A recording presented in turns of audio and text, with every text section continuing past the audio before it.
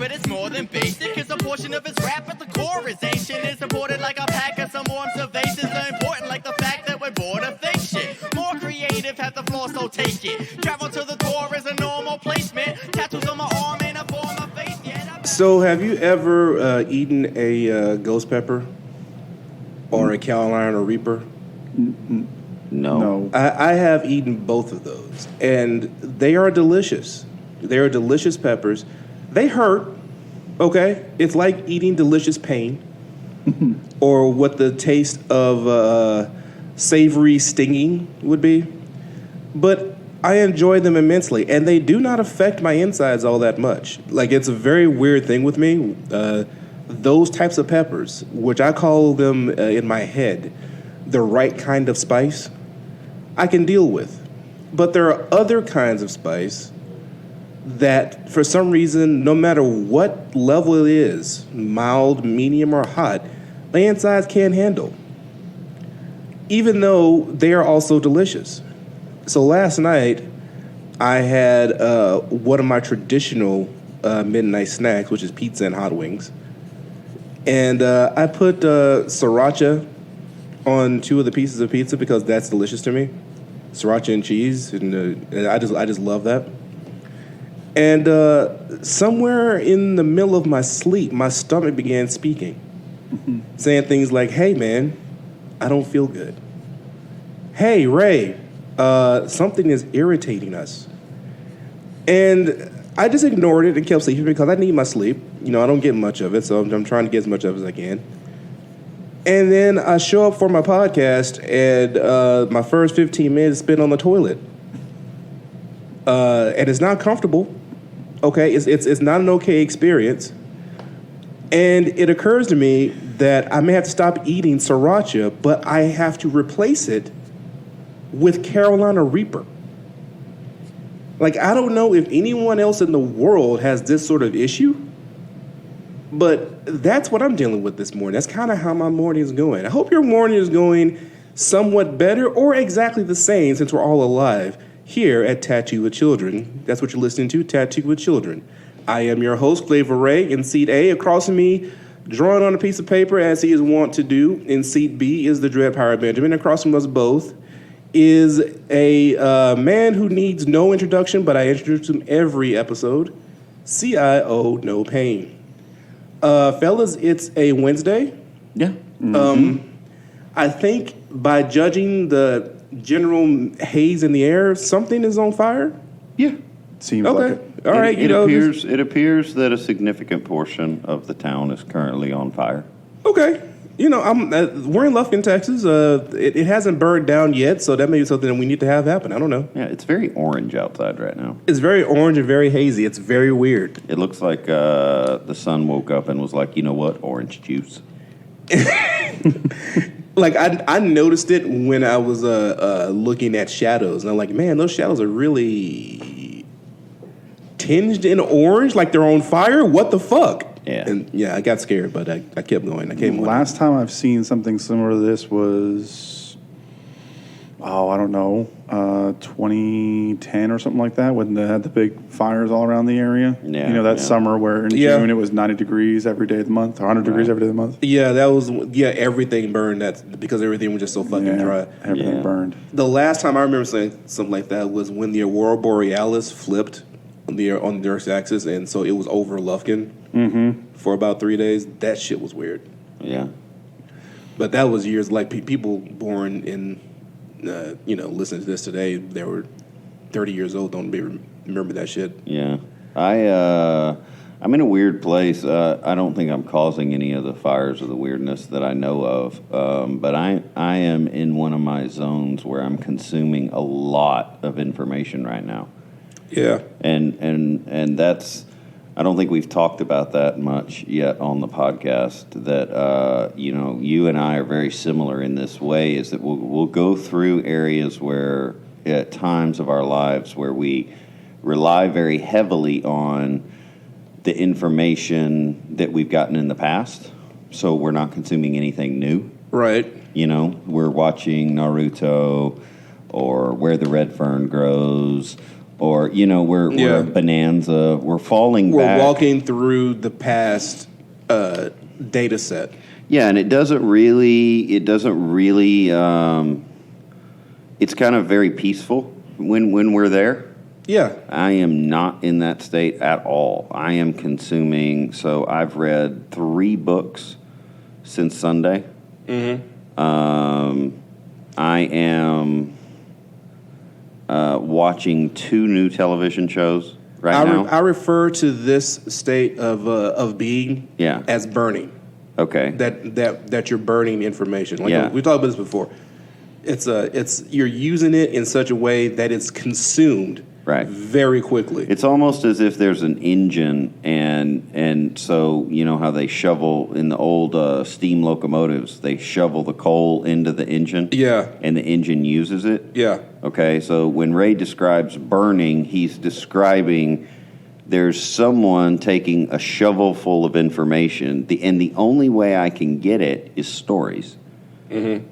So, thus, the 3 books, the 2 new TV shows, right? Yep. And I'm probably into like 7 new hip hop artists right now that I'm just like, that I'm literally like consuming every single thing they put out. Like I'm going back. They're really dope too. Like I've heard a few of them, and it's pretty impressive. Shirt NYC and Obi Noir, is that what his name is? Yeah. Those are 2 of them. Dude, And- they're great. Yeah, and I read This Isn't Going to Work, I think is the title of the book, by Mark, one of the original CEOs of Netflix. I don't know his last name, nor do I care. He was No offense, Mark. He was best friends with Reed, who is now their CEO.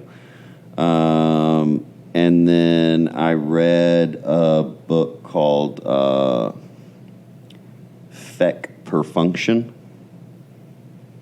Okay, I'm not even sure what that's. Is that even remotely a word? It's flipping it. Fuck perfection. Oh, Yeah, okay, I yeah, get it. it's a fantastic book. The author lives in Austin now. And then I also am reading. I've finished reading, but I'm rereading it now. Creative Calling by a guy named Chase Jarvis, and really all 3 fantastic books, completely different. But the only reason I bring this up is to actually bring up the thing I want to talk about, because Okay. I had one of the biggest confirmations recently. I nearly cried. Okay. I had heard that HBO was producing some new content, yes. and I was like, okay, this is going to be dope. And then I promptly got busy with work and life and forgot about it. Mm-hmm. So, and I've also been for the last few months not burning much information. You know, I'm just working on the business, working on my process, working on standard operating procedures and pricing and things like that. And then I get in, Sunday night, I kind of get back into this manic information gathering stage, and I go, there's something about HBO. So I jump on my Amazon Prime, because that's where I have most of my information. Right. I have Hulu, I have Netflix, and I have Amazon Prime. Yeah, it's all anybody ever needs. Yeah, and Amazon Prime is how I get HBO, Showtime, and those channels. I could get them directly from the source, but I just prefer to keep it all on Amazon. It's because the Amazon app is robust and Yeah. the HBO app is shit. God, thank you so much, Jeff Bezos. Yeah, so I jump over to HBO, and The Watchmen is there. Yes. And It is. I'm like, okay, all right, I see you. Because The Watchmen was a horribly made film. Yes. The vision of the film was correct, okay? Yes. But they couldn't actually pull it off. they when had made the it. wrong cast is the problem. The cast might have been the problem, but also part of the problem was technology. okay. Like making a blue man that could fly like God and blah blah blah. Dr. Manhattan. It was a little off.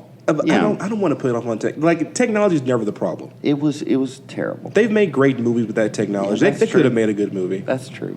It just sucked. It just sucked. I mean, It was- isn't that it was kind of in terrible. the same vein as the not the most recent Fantastic Four remake, but the one right before it. We will never talk about the Fantastic Four movies ever on this podcast. That's not going to happen. So the Watchmen movie apparently wasn't that bad. So Gotcha. so I start watching, and here's the amazing thing. You know, they roll up the credits, you know, at the beginning of a new show, and then they set you in a time frame. Okay. And on the screen, and it's like probably like 1:30 in the morning, Sunday night. It comes up on the screen, Tulsa, 1921. And my heart stopped. Because I have been talking about this ever since I heard about Black Wall Street Oh, yeah. from Rick Ross. Oh, yeah, that is correct. You have been talking about this for a long time. I have been years. screaming about this for so long. And they literally start off episode 1 of The Watchmen Yeah. with the destruction of 35 blocks of American soil Yeah. by the U.S. military bombing. That means flying planes and dropping explosives. bombs. Yeah. 35 blocks destroyed in Tulsa, Oklahoma, in 1921. Now, And I'm not. I don't want to go too far down this wormhole. right. But Ray, do you understand how it affected me to have other artists, other human beings, know about something and put it into a show that I have been screaming about for a decade? Yeah, it happens to me all the time. I was.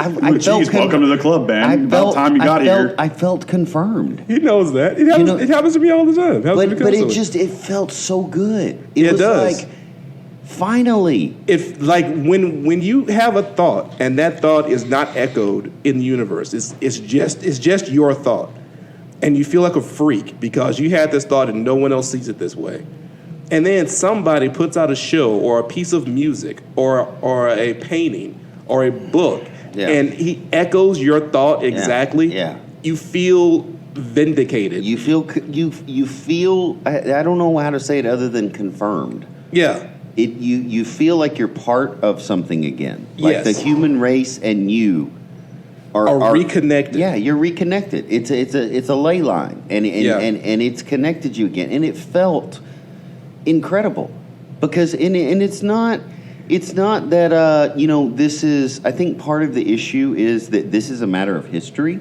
Yeah. Okay, and you and I have spoken about that before. That a lot of times people will say things like, "Well, that's your opinion."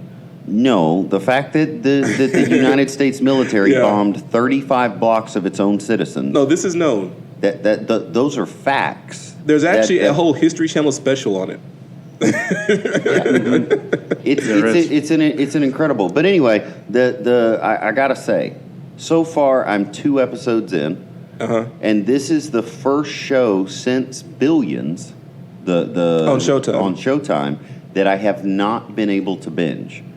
In other words, I watch one episode And have to digest it. and I have to turn the television off. Yeah. There's so much information, and it's presented in such a pure way, Yeah. such an artistic way. It's a slow burn, and so you got to go back and. that it's like you, instead of throwing coal in there, you instead of throwing coal in the locomotive, you threw in something that would burn 5 times longer and 5 times hotter. Yeah. And so if you throw anything else in there, the goddamn locomotive's going to explode. Right. It's not going to work anymore. It's a full Back to the Future 3 moment right there. Yeah. Yeah, it's really, really a pure moment. But I will say, I am fundamentally enjoying this TV show. And which makes me think that other people might enjoy it too. Let's talk about something else that people might enjoy. Thanksgiving. Or not enjoy, as the case may be. We're going to talk about that in just a moment. Hottest in the cortisol, present better lose a box. Doesn't matter if you're Cooler. Hottest in the cortisol, present better lose a box. doesn't matter if you're All right, so you're here with Tattoo with Children. It occurs to me that we are in November, and Thanksgiving is barreling down on us like the inevitability of our demise. Like, it's coming very quickly, and we cannot avoid it. Now, what does that mean? Well, that means you're going to have to deal with your family. You're going to have to deal with the impending catastrophe that is Black Friday.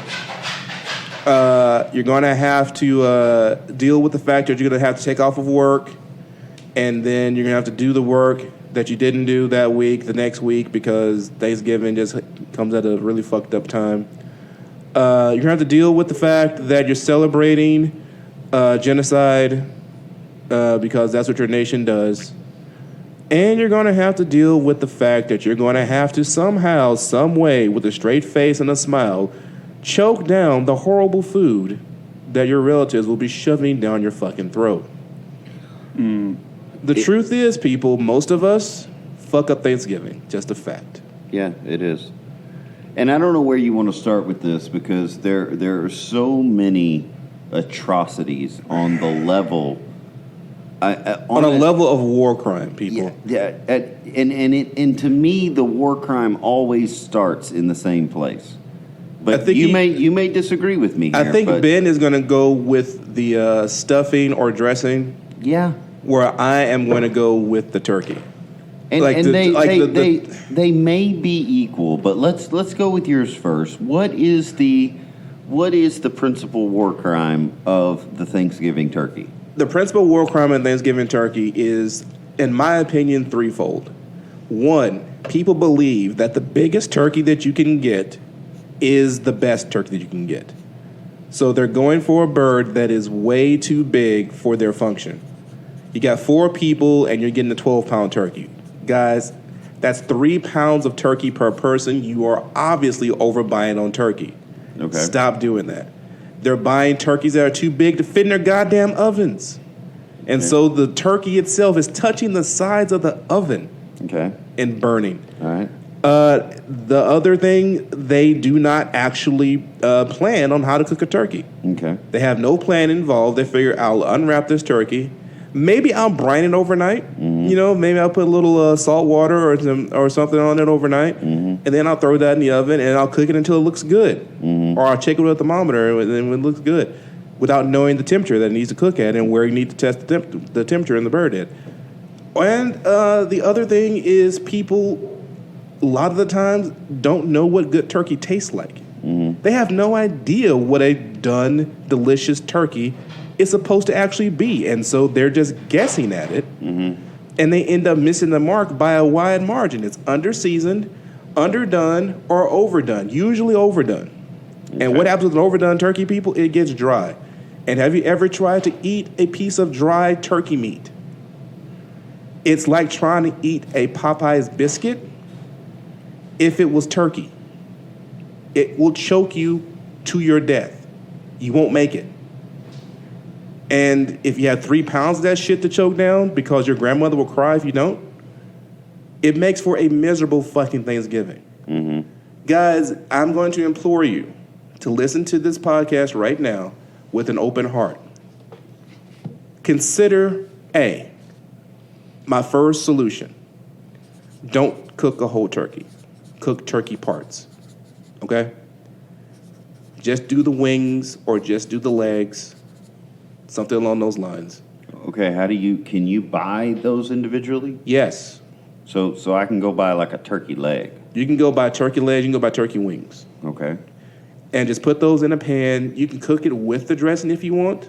Mm-hmm. That's what my mother does. Mm-hmm. And it works fantastic because the turkey renders and it moistens the dressing. Mm-hmm. And so you can cook the dressing for longer. Mm-hmm. And the turkey won't burn and the dressing won't burn. So you got your casserole dish. Is that what you make the casserole dish that- or a roasting pan? It could be a deep roasting pan. Okay, and you put your dressing or your stuffing in there. Right. And then you just plop down the just settle the those leg or settle the wing? those legs and wings into that, and throw in some giblets. You can throw in your vegetables, like you that do your damn thing.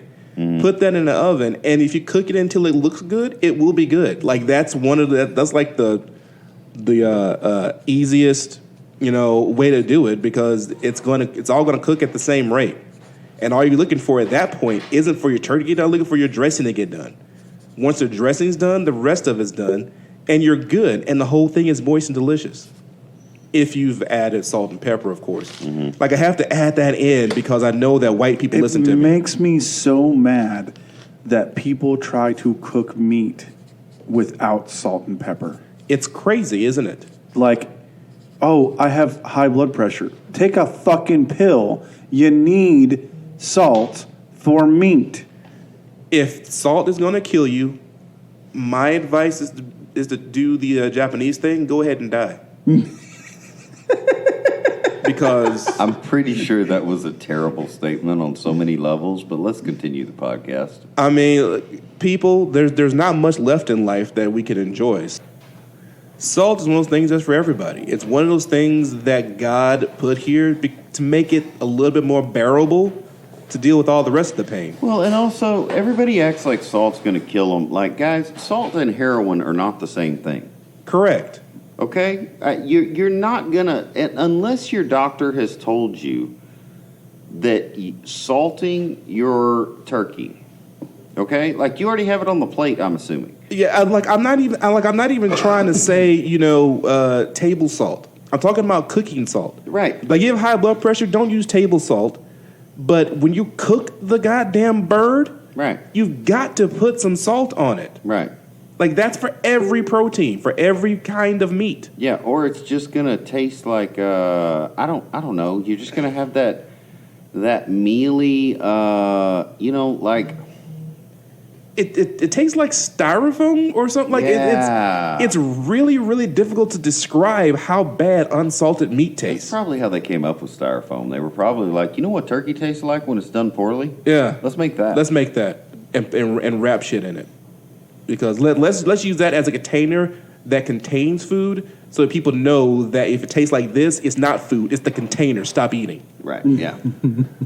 Okay, so that's my first solution. That's the simplest solution in my opinion. Here's the other solution that I think will work the best. Treat the turkey like it's a roasted chicken, if you know how to roast a chicken. If you don't know how to roast a chicken, then listen, we'll tell you to roast a chicken. Because the chicken and turkey prep is the same, in my opinion. Okay. If anybody disagrees with this, go ahead and try it. Do it your way and tell me how it turns out. If you do it my way, it's probably going to turn out perfect. That's basically Flavor Ray telling you, if you disagree with me, go fuck yourself. I'm not saying that. I'm gonna tell you my plan, but I'm gonna wait until I hear your plan. So take the turkey. All right. If you get what you want is 1.5 pounds of food per person, not 3 pounds of food per person. 1.5 pounds of food per person. So if you have, let's say, a 6-man Thanksgiving, Okay. that's about a 10-pound bird. That sounds Are you about saying right. 1.5 pounds of turkey or 1.5 pounds of food total? 1.5 pounds of turkey Okay. per person, because you want leftovers. No. Yes. Am I correct? Right. We want turkey sandwiches after this motherfucker. Yeah, And a so big yeah, meal for a human being is 3 pounds. That's the That's- maximum size of a big meal for a human being. you're right. And so you got fixins to put around the turkey. So you don't want to have 3 pounds of turkey. You want 1.5 pounds of turkey. Okay. Okay, all right. I'm So with you. 1.5 pounds of turkey per person. And to prepare this bird, you're going to take out all the necks and giblets and put those to the side. Now, should we measure the inside of our oven? Yeah. If you have a particularly small oven, never get a bird bigger than your oven. So yeah, if your bird and your oven has to you don't want it. You don't want to fight to get it in. You don't want to there. fight to get it in. You don't want to get too near the sides at all, because Right. the sides are going to be hotter than the middle, and you don't want the parts of your bird to get done faster than other parts of the bird. I've never had any problem getting it in, but I think that's a different topic. Most I can't talk to these motherfuckers like I do normal people. Like, it's, like every time you're gonna make it weird. Ben's or you're like, gonna- all I know about is touching the sides. I'm always hitting the walls. So- Don't you hit the top of the wall and just kind of jam it up in there? That's what they always tell me. That makes it good. No, that's not what you do. So okay, so you've seen how many people that you're having at your party. Right. You know how big the hole is so that you can get your bird in there. and Right. and I so, walked into that so full force. And so you practically sprinted there. I practically. Okay, and so now when you go to the store, and I'm not trying to hold you back, but when you go Right. to the store, what are you looking for? So you know the size and you know the weight you want. You want to get something from a well-known turkey purveyor, such as Butterball. Okay. That way, you know they've already done the prep work for brining already. Okay. All right. So there's no need to brine So it. we get it, and now we bring it home. Right. All right. If you do get a wild turkey, you go out there and shoot a bird, or somebody gives you a wild turkey, something like that. Go ahead and brine it when you get home for overnight. You know, like it's never a bad idea to brine a bird. To tell you the truth, or brine any protein. That's always good. All right. Continue. So what you want to do is get it home. You want to thaw it, okay? And let's say if it's a 10-pound bird, let's say you thaw it for 2 days.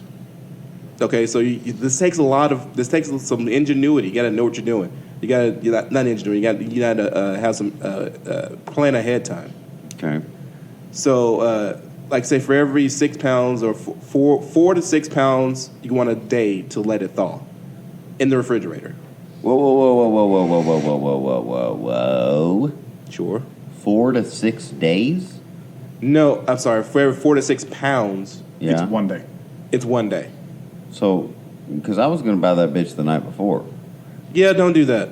And then he was going to place it in the sink and just run warm water over it. Yeah, don't do that. Okay, Get all the right. thing ahead of time. Get it a few days ahead of time.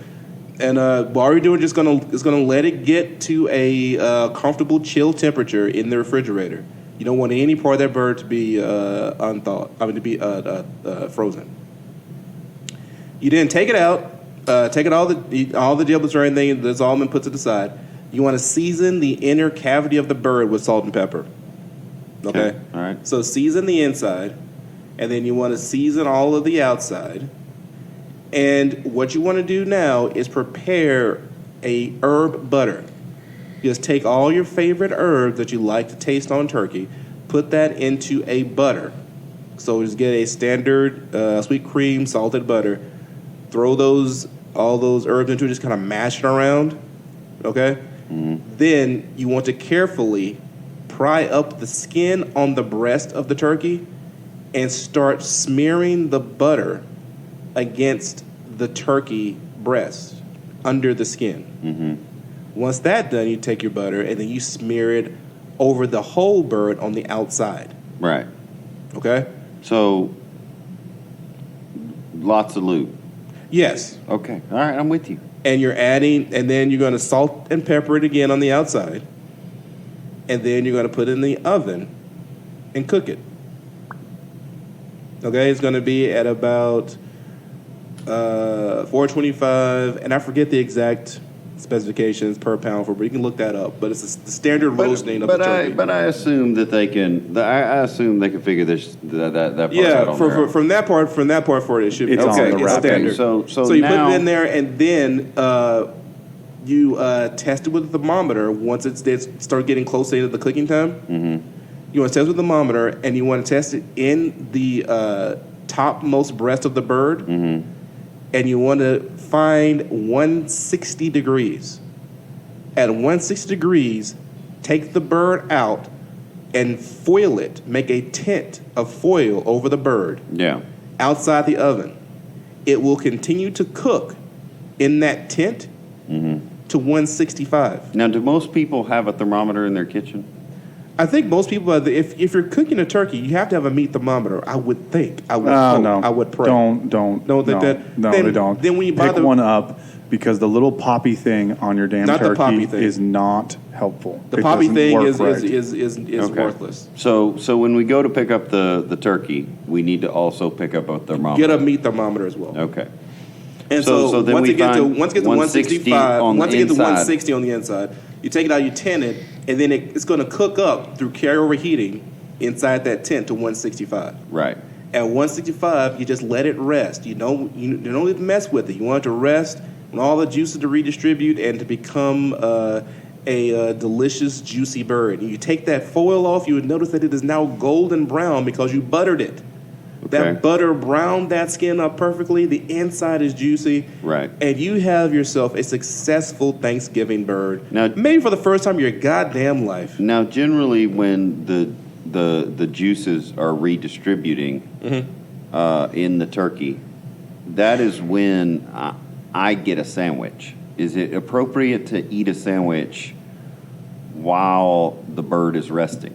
No. Is the sandwich made from the bird that is resting? No. Oh, no, just get a sandwich. no. I just want to get a sandwich To just get while the get you to while the the juices are redistributed. Yeah, that's fine. Yeah, okay. That's fine. That's All right. okay. Okay. That's The only fine time because it would be the inappropriate. least amount of the less food you eat at the beginning, the more leftover you get. Like honestly, people, I don't want to just slice a turkey and then put turkey meat on a plate and eat it. I wanted to just save that for sandwiches. That's my whole goal for a turkey anyway. There's Okay. something about being in the refrigerator for 24 hours to being cooked that makes it just so Just much makes better. it so much better. It's Okay. like it tightens. You know, So lasagna does that same thing. So Yes, is it's true. is that pretty much the end of the turkey? You If people follow that, if they treat the turkey just like there should never be a problem with Thanksgiving turkey ever Okay. again in life. okay? It is honestly Guys, not that hard. Guys, Okay. okay, with one more note about turkey. What's if pretty you're hard? going to second? I said it's honestly not that hard. How's that there? That's pretty hard. If you're going to fry a turkey, then I have two things I need from you.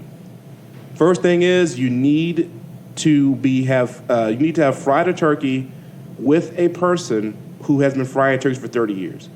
So you need to have been trained on how to fry a turkey from a person who knows how to fry a turkey because you've been doing it for 30 years. Okay, all right. All right, that's the first thing. Second thing, the person who trained you has to be named Boudreaux Okay, at his first or middle name. okay, If his name is not Boudreaux, right. then you no longer are qualified to fry a turkey and go back to the way I said. Okay. Do you happen to know a Boudreaux that could train someone like myself to fry a turkey? I do know a Boudreaux that could do that, but I will not introduce you to him. That's my guy. Okay, Damn. so here's the thing. My plan is a little bit different, Okay. but I have successfully used this plan for about 3 years in a row. Which I love. I find the best person that I know that makes turkey, and I simply pay them to make me one, and I pick it up Thanksgiving morning. That's perfect. And that is the Precisely way what you should do. that every goddamn American should be getting their turkey in reality. Why? Because that's industry. That's America. Well, and I it's- want it. I right. pay for it. I get it. And I get it the way I like it, and I don't have to do any of the goddamn work. And you don't do any of the work, and you're helping your community because you're Right. putting money, dollars back in the community Right. during the holidays. Right, exactly. While we're celebrating genocide, I'm Wow. celebrating You're capitalism. celebrating capitalism. So- Capitalism and genocide, hand in hand. Right, the From the devil. beginning. That's the American way, motherfucker. The devil and me are ready for football. We are all on the same team here, Team Satan. All right, we're going to take a quick break here, and then we're going to get to the dressing. Carry the club like Neanderthal, the quiet guy. Everybody dancing, dog. Y'all on that X, I'm a sentinel. Standing tall, no time to stand still. Please don't meander, dog. They're throwing jazz at me. To challenge my rap savvy, I sway like Callaway. I'm ahead, you'll never catch me. Ain't worry about it. All right, we're back with Tattoo with Children. One other thing about the turkey, do not, under any fucking circumstance, try and cook your dressing or stuffing inside the fucking turkey. That is a bad idea. You're trying to give yourself the shits from Thanksgiving to Christmas, it's not worth it, people. Just cook your dressing separately in a separate casserole dish. To that end, you're doing that wrong too. Okay? You're fucking it up as well. And while I don't have as... I haven't eaten as much bad dressing as a lot of you, because my mother's actually very fucking good at Thanksgiving. But when I have eaten bad dressing, it has been perhaps the third worst thing's ever happened to me. Yeah. I've had surgery. Yeah, look, my biggest pet peeve is bad dressing. Okay, Okay. I mean, I can actually deal with semi-okay turkey. I can deal with the goddamn cranberry sauce right out of the fucking can. I can deal with whatever salads or breads or Tex-Mex we're supposedly adding to Thanksgiving this year for no goddamn reason, with no goddamn Hey, warning. I brought a taco casserole. Right. Did you, Midge? Yeah. Thank you. Right. Yeah. And also, Mitch by would the way, never bring taco casserole. By the way, Fritos Yes. are not a Tex-Mex item. They're not. I don't know when that became a thing. I don't know when Fritos became a Tex-Mex thing. They're a goddamn chip. They're not tortilla chips, people. Like Fritos are Fritos. If you're gonna make a Tex-Mex meal, will you please either include some Texan or some Mexican in the goddamn casserole dish? Fritos do not belong in it. It doesn't. No. Okay, The so most back- dreaded words I ever heard, that I die upon when I hear it is, "Y'all want some Frito pie?" No, No, fuck you. No one no. ever wants any goddamn Frito pie. Okay, we'll talk about that another day. But here's the thing: dressing should not taste like cardboard. No. Okay, shouldn't. It shouldn't taste like cardboard. And also, dressing should not taste like cornbread. Also true. Cornbread Dressing and- should be the most flavorful, delicious part of the actual meal. It should actually have all the flavor of all the chicken, Yeah. plus all the flavor of everything else you threw in there. Right, exactly. You should taste all the things that are on the table in the dressing. Yes. And every time you take a bite of something else, whether that be chocolate pie, whether that be another bite of ham, whether that be mashed potatoes. Or that god awful green bean casserole that Oh, you people are so fuck fucking you. obsessed with. Green bean casserole is Jesus brought green bean casserole to America. He brought it himself. I don't know how he Is got that here. Is that when he hung out with Joseph Smith? Everybody that I've met loves green bean casserole. I can't stand that shit. I love green bean casserole. I'm with So Ben on much. this one. If there's a vegetable I'm going to eat at Thanksgiving, Of course that's you gonna be are. it. Everybody fucking loves it. I can't. I don't. So I don't there's know what three- It is. It's about the cream and the bean. I There's don't- oh, three. God. There's three things that go on your plate on the first round of Thanksgiving, and I view Thanksgiving like a Hobbit. There should be 9 rounds. Yeah. You know what I'm saying? So But where's our third winner? the first round is turkey, Okay. dressing, and green bean casserole. Okay. And then I go back for the other things. Whatever the things are. Whatever the other things are. But it shouldn't taste like cornbread. It shouldn't taste like cardboard. And also, if it has the consistency of soup, please tell a motherfucker that you did not make it this year and place it directly in the toilet. Yeah. Okay? Yeah. Just tell someone you didn't make it. It's not that hard. Yeah. It's like, you know what? We're not gonna have dressing. We're just gonna have bread. Yes. Because you've already got. It's like the other thing is like if you're going to do turkey and dressing, and you're not quite sure how to do it, then hedge your bet. Like also get a ham. Okay, Yeah, ham is so easy to cook and so fucking delicious. It's ridiculously easy to cook a ham. You know, you don't have. That's like a no brainer. Like I don't even give you instructions on that. Go ahead and get just a couple boxes of stovetop stuffing just in case. Yeah, You sure. can throw that shit on the stove in like 5 minutes and get it done. or And something. like you can start off like training your significant other on taking the skins off of potatoes for an hour in the morning. Yeah. Because like that nobody ever got hurt by mashed potatoes or baked potatoes or however you fucking like potatoes. Or fresh corn, maybe, Yeah. or something like anything. People just don't force bad fucking food on people that you supposedly love. Right. And I think we're talking about this now because you have time.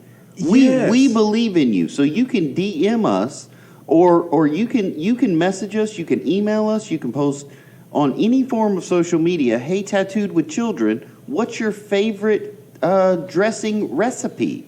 Yes, you can do that. Or can you send me the stuff you said about the turkey again? And I'll give it to you. All we're saying is you got time. Yeah, it's the 6th of November, people. Right. This is America. It's also Texas.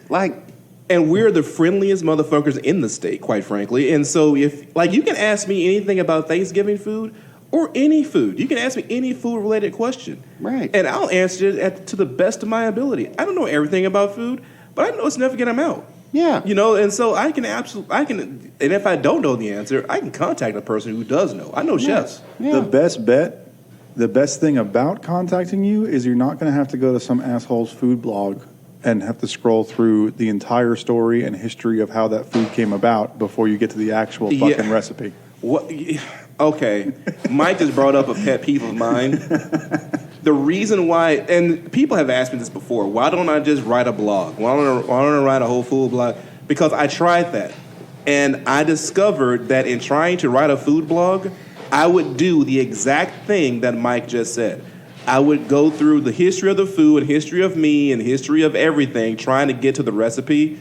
Yeah. And it's a waste of goddamn energy for everybody. It's useless to write, it's useless to read. What you want is a picture of food that is delicious, that makes you hungry, and then you want to know how to make it. I don't do recipes on my IG because I don't want people to be just so caught up in captions that they're wasting all their time on IG. If you want to know more about it, you can always contact me. I'll tell you what I did. I'll to the best of my recollection, I'll absolutely DM you everything that I did to make that food. But I'm not going to put that into a caption because I don't want you wasting time. Just all you really need is a picture to give you inspiration to move on. Right. And so all you food bloggers out there, and I mean all of you out there, who are just waxing poetic about how great jacket potatoes are, yes, they're great. But they are not 7 paragraphs of great. There's very few foods that are 7 paragraphs of great. There are books, cookbooks out there we can pick up and read.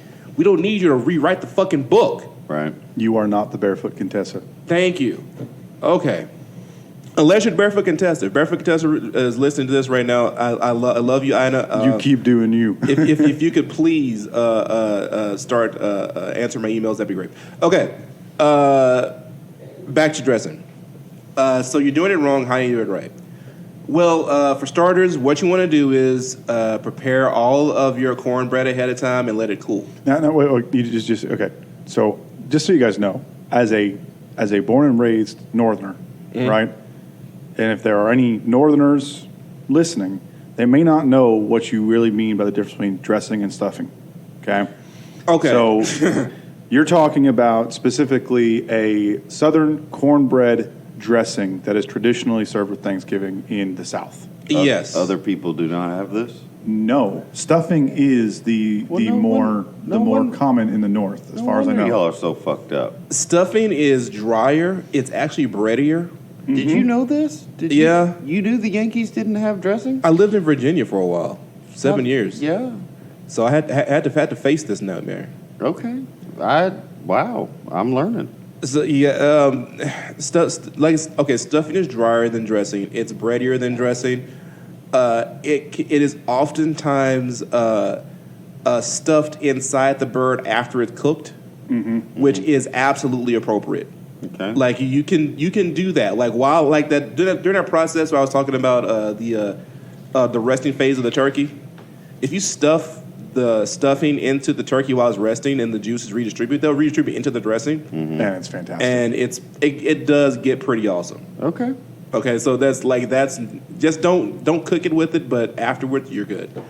I don't really have a recipe for stuffing because stuffing is one of those things that if you don't season the fuck out of it, you basically just put a loaf of bread into a casserole dish and told people to eat it. Yes, exactly. And I would absolutely fight a motherfucker about that if they did it to me today. If anyone does have questions on stuffing recipes and what's good, get in touch with Flavor Ray, and he can put you in touch with me. Yeah, I can absolutely do that. But stuffing is. I'm not against stuffing. But that's not what we do here. Here we do dressing. And what you're going to do with the dressing? Okay, you're going to cook all your cornbread ahead of time. Let it cool. All right, and then you're going to crumble all that up into a pan. And then into this pan, you're going to put vegetables. Now, what vegetables are you going to put in there? The correct answer here is all of them. Okay. Anything that's a vegetable, I would go ahead and suggest that you put inside the dressing. Carrots, celery, the broccoli or green bean, like whatever. Just chop it up. Onions. Definitely onions. Like if you're in the New Orleans area, South Louisiana, you want to put in bell pepper, go ahead and do that shit. Some okra are good too. Okra, yeah, like dude, throw it in there. Like if you're gonna eat it, put it in. All right. Because it's all gonna come out great in the end.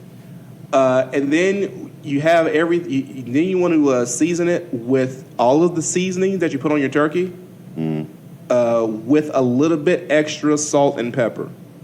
Okay, so you want a little bit more salt and pepper than you think is necessary.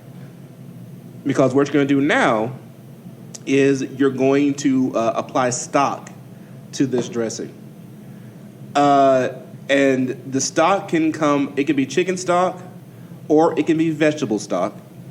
And it can be if you've made the turkey ahead of time, you can use the fat and drippings from the turkey to enhance the flavor of your stock, but it should still be chicken stock or vegetable stock. Okay, don't use beef stock or pork stock. Those giblets and shit that you took out of your turkey at the beginning, chop those fuckers up and put that into your dressing. Okay. All right, and you're gonna mix all that up. No, my mother puts egg in there, like she hard boils a bunch of eggs and then chops them up. Dude, if you've ever had if you've ever had a gumbo, a dressing is basically a gumbo without the roux. You want to, you're throwing in the kitchen sink onto this cornbread, and you want the stock to be just right above the level of the cornbread, kind of like you're making rice. Okay. And then you want to put that into the oven, covered at first, because what you want to keep the liquid long enough to force the cornbread to absorb the stock. This is the important step, because that cornbread needs, when you crumble it up, it's dry, crumbly pieces. You want that to turn into a full, thick, creamy sort of consistency after a while. Okay. And so you're going to put that in there for probably an hour and a half to 2 hours. My mother would know the temperature exactly. I would say 325. Okay. For about an hour and a half, 2 hours. So you're going to cook it covered, and so that it's simmering those juices, it's getting cooked. Then you want to uncover it and pump the temperature up to about 425. Right. And do that for about an hour and a half, and that's going to bake off the excess and actually turn it into almost like a baked casserole.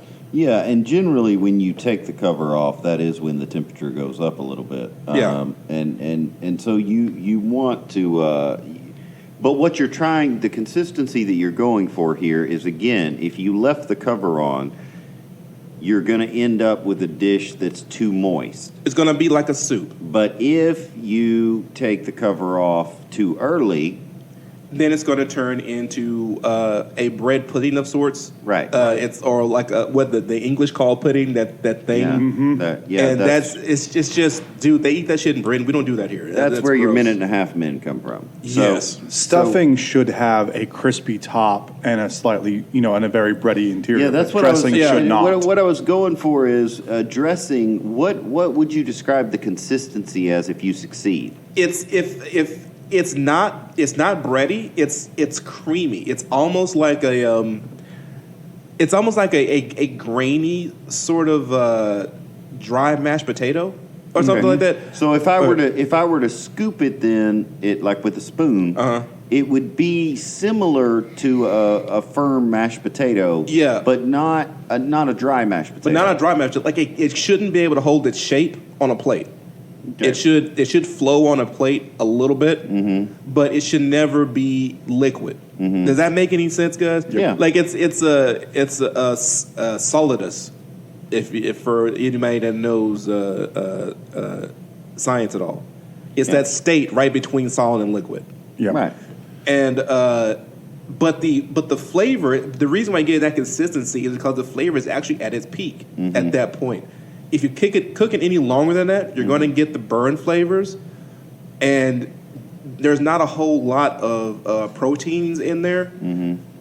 So burn flavors are actually burned. They're not caramelized or brown bits or anything like that. It's actually just burnt carbon. Now, do you taste as you go? Because I feel like you cook Yes. a lot more than I do. Do you, when you, like for instance, when you take that top off and the temperature comes up, do you taste a little bit then? Absolutely. Or you do? Yeah, you taste it raw, and you taste it in the middle, and you taste it at the end. You're always tasting it. Okay, all right. You Because- have to risk your life to cook. Honestly, you can always add or take away up right to the point that it's done.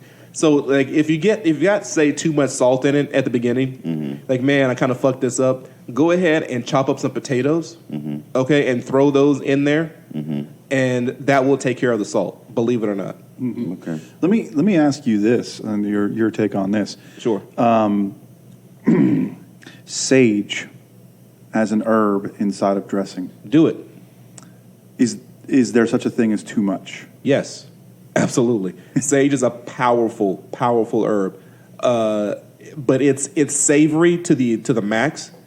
So you should definitely use some, but you should know ahead of time how much you're going to use. Like that's one of the few times I would say don't eyeball it. Yeah. You know, like sort of put some in. Like if I would say with sage, put some into a stock on the side. Taste it until it got to the consistency that you wanted, and then add that. Don't just throw a bunch of sage in there and pray for the best, because it will come out tasting of a sagebrush. I would say the same thing with saffron. Like I don't know if man cooks with saffron. It's highly, highly expensive. So not a lot of people around this area cook with saffron, but it is one of the strongest things you can cook with. Like a few threads are going to just, fuck up a stock pot and make it all saffron. So if you're going to add that flavor, it's a great flavor though. So if you're going to add that in, just be real, real careful. You probably will anyway because it's more valuable than gold, but still. Okay. So those are the generalized And we didn't even get to the the best part of Thanksgiving, which is the desserts. Yeah, I'm about to say that too. Is that I didn't get to That's my pies. favorite domain. I don't bake. It's one of the things. Like that's one of my biggest weaknesses as a cook. Cook in quotation marks is I really don't bake anything. I'm helpless with dough, and I kind of suck at batter, and I don't really like working with crust. Like I just suck at baking. Like I don't even make pizza. To tell you the truth, my wife makes all the pizza, but she's a great baker. Okay. She can make anything that you can see out in the world. She can take that same thing and make gluten free. Right. Gluten free cake, gluten free cookies, gluten free cupcakes. Like she's a goddamn expert. I can't even get next to it. So I would probably have to get her advice to give advice about pie baking. My mom is expert pie baker, so I can ask her. Yeah. I think we ought to come back to this probably next week because I feel like this is I feel like we need to do this again, mainly because we're trying to bring a little extra value here on one of the worst days of November for a lot of people. Because you're already bringing a bottle with you. You're already not happy that you're going to see that one family member that you got to see, or that one uncle, or that one friend of the family that always fucking comes, and you don't even know how they got shows invited. up, and how on earth they always show up. Yeah, I know, and you can't even hide. I haven't seen you in disdain. 5 years, and now you're here to eat. Right. And so now it's like, okay, I really got to go to the car and get that bottle and just kind of keep going. And so Yeah. we want to try to make Thanksgiving a little better. We might try to do a special. I don't know, guys. Thanksgiving's on Thursday, which means we're going to record Tattooed with Children on Wednesday. Yeah.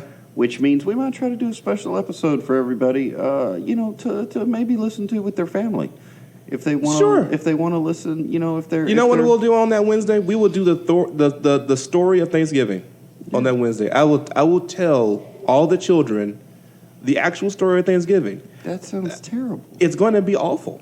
But that is the exact That thing. doesn't get me in the mood at all. Well, it'll get you in the mood to deal with what you have to deal with, which is not good. See, that's the holidays are hard, people. Like I know you're all feeling it. That's why I don't have any guilt at all about telling you this. Yeah. The holidays are shitty. All right, you feel bad, and you're going to start feeling worse. Yeah. That's okay. It happens to all of us, a man. And if you guys need somebody to hang out with, Flavor Ray and I will absolutely tell you where Mike Payne lives. I will absolutely reveal all his information.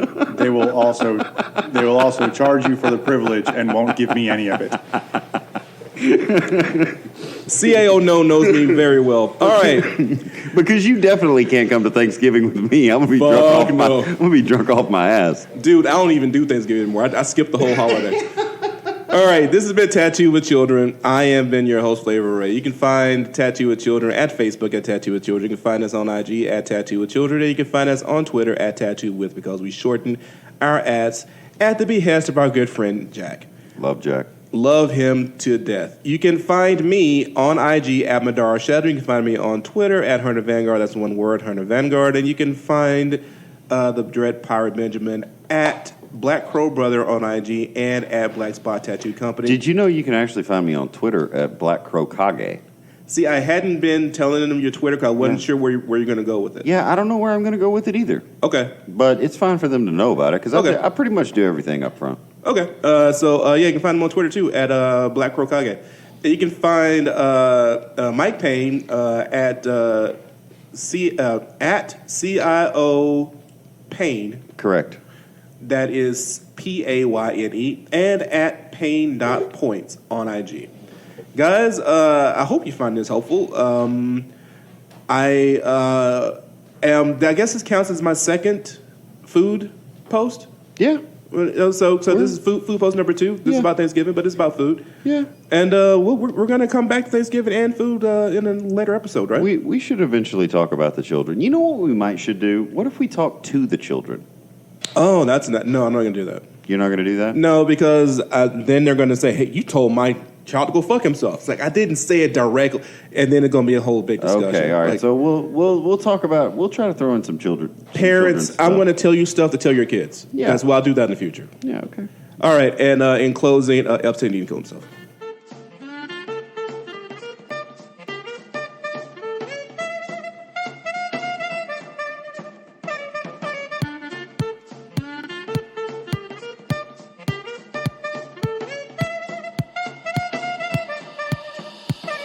We were born to bring it back, but it's more than basic. It's a portion of its rap at the core is ancient. It's supported like a pack of some more observations are important, like the fact that we're bored of fake shit. More creative, have the floor, so take it. Travel to